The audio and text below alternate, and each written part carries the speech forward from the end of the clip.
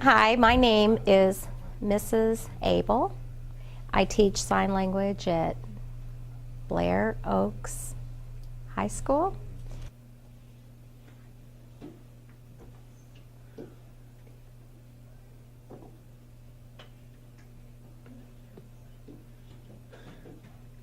I teach 3 different levels here, ASL 1, 2, and 3. ASL stands for American Sign Language, and there are different types of sign language out there. There is something called C, which is SEE, and that stands for Signing Exact English. They sign each and every word. And the difference between C and ASL is more of an interpreted. Like if someone is speaking, you wouldn't sign each and every word they say. You would listen and you would condense it into an ASL form, which is a different language, you know, because sign language is a foreign language.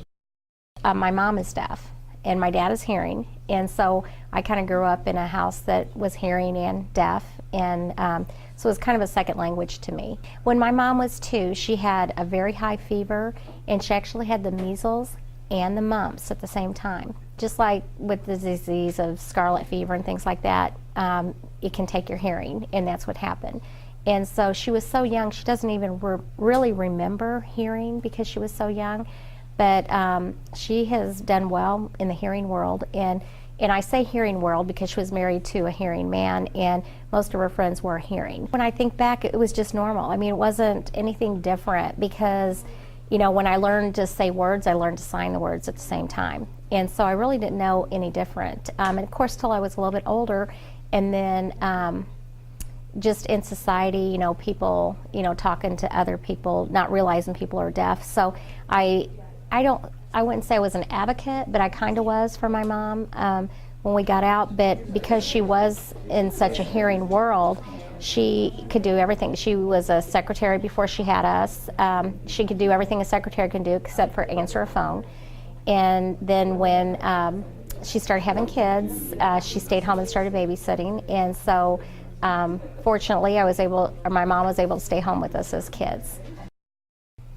Basically, I started out interpreting in the school systems. And then whenever sign language became a foreign language in Missouri, they asked me to start teaching sign language here in the high school. I'm also a certified interpreter.